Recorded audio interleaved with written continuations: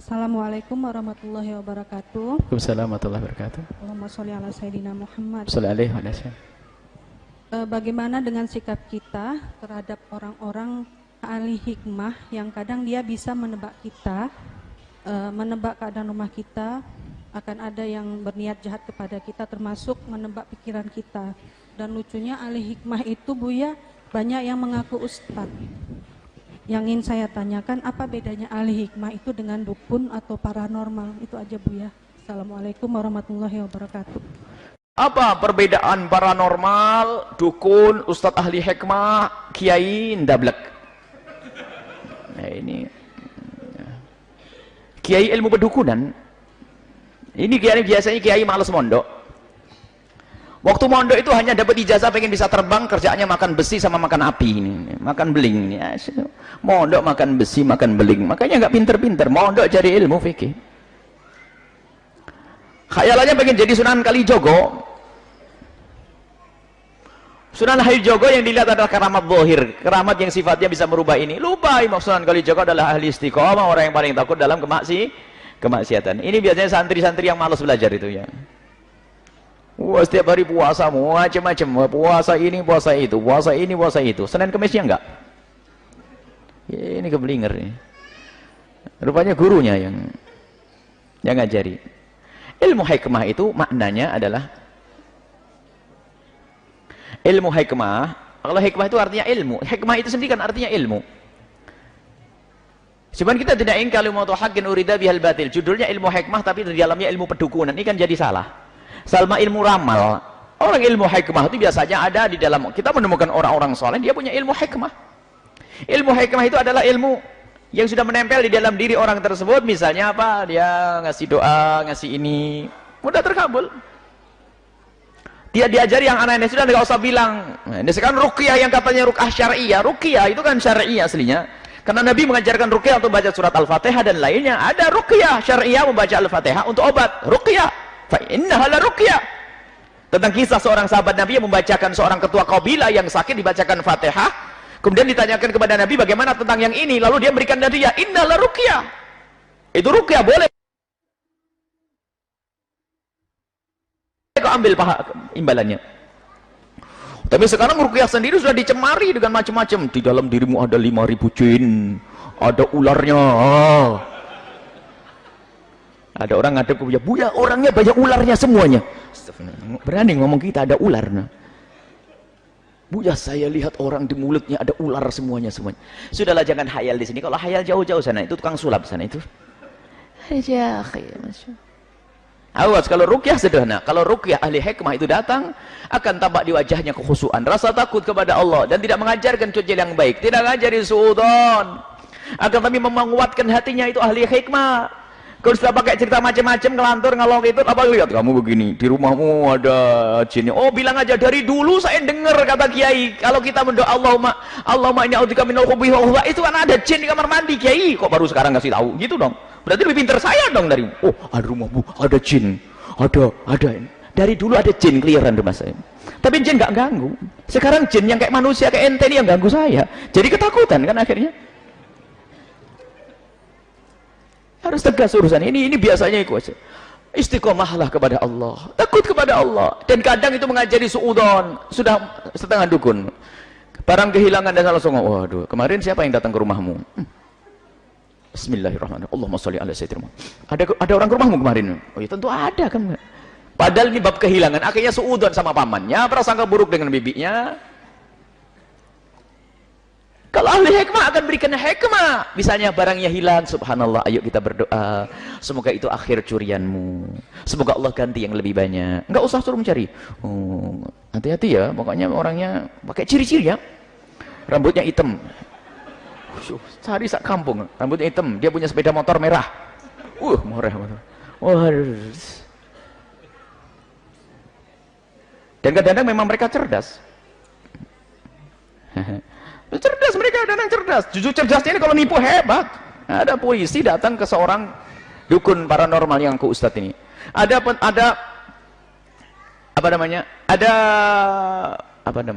narapidana, ada masih di brokol begini kok lari.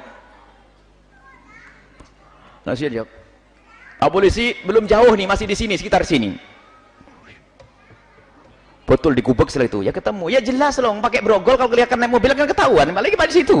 Ini cerdas saja karena pakai brogol, tidak jauh, masih sekitar sini. Bener. Oh ya pintar, hati-hati, semakin cerdas ilmu pedukunan, apalagi pakai label ustadz, hati-hati. Ilmu hikmah adalah memberikan ijazah yang baik, doa-doa yang baik. Sampai kami sering jimat sendiri bukan sesuatu yang haram. Karena Sayyidina Abdullah bin Umar juga pernah membuatkan jimat, tulisan ayat Al-Quran dikalungkan di anak-anak kecil agar terhindar dari gangguan setan. Jadi jimat tidak ada, akan tapi sarannya tidak boleh meyakini bahasanya kekuatan ada di tulisan itu, tapi kekuatan dari Allah. Tapi ini digunakan untuk anak kecil yang sudah tua, baca wirid, baca zikir, bukan kalungan jimat. Baca zikirnya, baca berapa kali, dijaga oleh Allah, pakai kalungan, jimatnya sak tas, duit 1 tas baru buat sedekah, jimat 1 tas. Setiap ketemu orang juga, tokonya ditempeli banyak, apakah tidak boleh? Ada yang lebih bagus, baca bukan ditempelin. Apakah tidak boleh nempelin? Tidak syirik.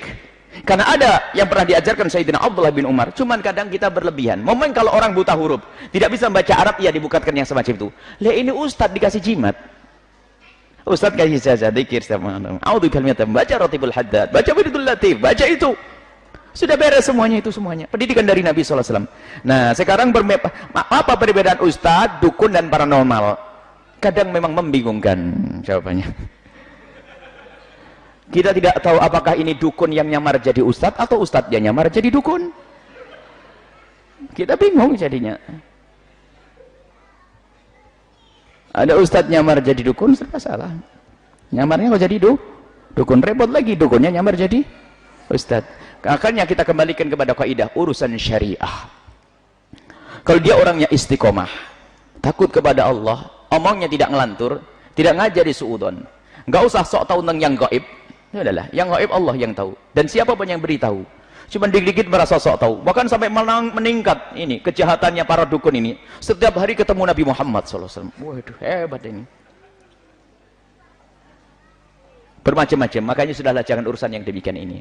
Urusan dengan amalkan dengan amal dohir ini, lakukan syariat yang benar. Ya, kalau memang agar tidak diganggu sama pencuri, ya ada. Agar tidak diganggu oleh pencuri, agar rumahmu aman, dibuat kunci. Kemudian tahajud. Kalau sering tahajudan yang pencuri nggak mau datang. Masjidnya sampai jamnya dicuri. Oh gimana tidak dicuri? Oh nggak ada yang jamaah di situ. Masjidnya sekarang ada pencuri. Kada semua. Buya, masya Allah sekarang pencuri sudah luar biasa. Kenapa? Jam di masjid dicuri. Saya ketawa. Ini yang salah bukan pencurinya ini. Kok sampai masjid bisa dicuri? Ini kan berlebihan nih. Jamaahnya pada di mana? Baik, ayo kita semuanya benah diri. Jadi memang ada ahli hikmah itu orang yang diberi oleh Allah subhanallah hikmah di dalam lidahnya, kalimatnya kalimat hikmah. Kadang-kadang nasihat itu didengar dari orang lain tidak akan berpengaruh, cuman kalau kalimat diucapkan oleh beliau Allah. Dan kadang bukan seorang alim, akan tapi ciri yang tidak bisa dibantah adalah dia jauh dari kemaksiatan. Kalaupun bermaksiat mudah bertobat. Mustahil wali bermaksiat, harat, bohong tuh pasti dusta. Kalau ada wali ngomongnya aneh bikin umat itu geger, enggak. Wali enggak akan begitu. Biar wali buat tentrem. Wali tidak bikin masalah. Kalau ada wali yang punya ungkapan bikin orang berperang, itu bukan wali. Wali itu kalimatnya akan menjadikan orang tentrem, bersatu, saling mencintai, itu wali. Padahal ngomongnya cuma ngomong begitu saja, tapi ternyata didengar oleh umat.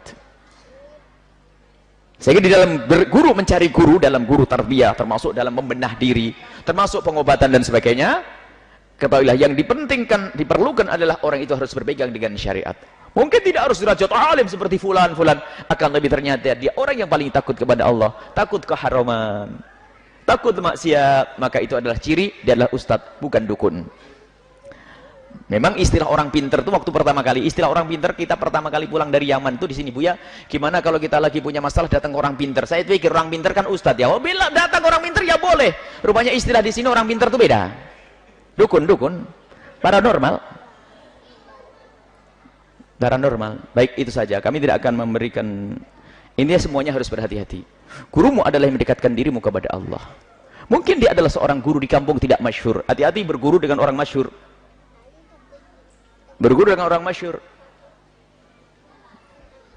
Tapi orang mastur itu yang susah. Kadang-kadang kita berguru dengan orang mastur, ngaji dengan kiai di kampung kita ada sombongnya. Karena saya sudah berguru dengan orang masyhur, fitnah kan? Orang masyhur yang terkenal di sana sini. Hati-hati. Dan mungkin orang masyhur itu adalah benar-benar karena Allah dan dia orang baik, akan tapi karena sombongnya dengan orang masyhur menjadikan kita sombong, sehingga meremehkan kiai kampung yang mengajari asyhadu Allah kita, yang mengajari syahadat kita, mengajari sholat kita, yang di saat ibu kita sakit dia yang repot. Awas, sombong dengan orang kampung kita. Sudahlah, biarpun orang kampung kerjanya di sawah, tapi kiai itu kalau soleh, tulus, itulah kekasih Allah yang tersembunyi di balik masyarakat kita. Ini saja insya Allah. Semoga Allah menjauhkan kita dari terjerumus, menjauhkan kita dari salah memilih guru. Jangan percaya dengan bualan orang yang sok tahu. Oh, di dalam dirimu begini, ini. Itu kan jadi ramalan bintang nanti itu. Peramal itu namanya, sudahlah. Tidak usah dipercaya demikian itu. Kasyaf, ahli kasyaf harus ahli syariat. Dan kasyaf tidak setiap saat. Kasyaf itu dibukakan oleh Allah. Dan para waliullah yang sudah sampai derajat kasyaf bisa melihat keadaan orang itu nangis di malam harinya. Ya Allah, tutup, saya tidak pengen itu semua, capek saya ngelihat ini berzina, ngelihat ini begini, nangis. Loh, kok sekarang kok kasyaf itu jadi kebanggaan para wali katanya? Enggak, wali itu menangis kalau punya ilmu kasyaf. Kasyaf itu dibukakan. Sementara kita diajarkan, ya Allah tutup aib orang lain dari mata saya. Saya tidak pengen lihat kekurangan seorang pun, biar saya bisa khusnudan. Lah kok dibuka oleh Allah, nangis para kekasih Allah itu. Lah ini ada orang sok ngaku tahu, kamu ini, enak benar. Para waliullah yang derajat kasyaf itu menangis. Biarpun tidak tampak di hadapan kita, tapi di belakang sana menangis, ya Allah tutup, ya Allah saya nggak kuat, ada orang minuman keras, ada orang berzina di malam hari, saya melihatnya, capek. Aku minta, ya Allah tutup aib orang lain dari mata kami, ya Allah, agar aku bisa berprasangka baik kepada siapapun. Waliullah kerjaannya prasangka baik. Makanya jangan sok kasyaf tahu ini pasti hayal tuh. Kalau orang bangga dengan begitu berarti bukan kiai yang sesungguhnya. Wallahu a'lam bishawab.